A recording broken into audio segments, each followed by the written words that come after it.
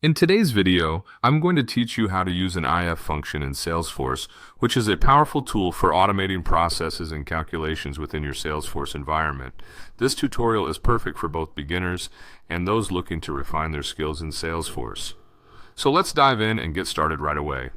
First things first, to begin using an IF function, you need to log into your Salesforce account. Make sure you have your credentials handy and access to the system. Once you're successfully logged in, head over to the Setup area. You can find this by clicking on the gear icon located in the upper right corner of your Salesforce interface. Once the drop-down menu appears, select Advanced Setup to proceed with your configuration process. Now that we're in the Setup area, our next step is to navigate to the Object Manager. To do this quickly, use the Quick Find bar. Simply type Object Manager into the search bar, and it should appear as an option for you to click on. In the Object Manager, you'll need to choose the specific object you'd like to work with. Each object represents a database table and contains information relevant to your needs, so make sure to pick the right one for your use case. Once you've selected your object, it's time to create a formula field. Start by clicking on Fields and Relationships, then select New. After this, you'll choose the Formula option. This is where we'll be configuring our IF function and any related logic.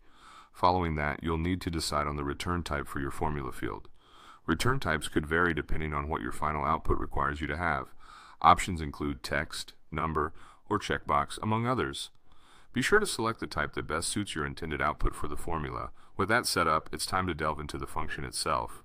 Click on the Advanced Formula button and then pick the IF function from the list of available functions. At this point, it's crucial to substitute field names and values into the IF function in a way that matches your particular object and specific use case. This customization is what allows the function to operate correctly within the context of your Salesforce environment. Once you have your formula in place, don't forget to check it for errors.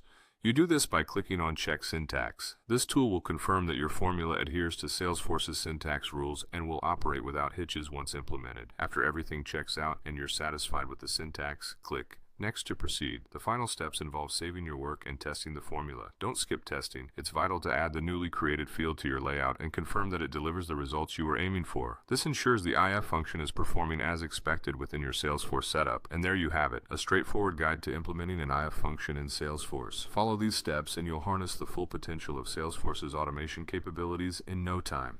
Happy computing!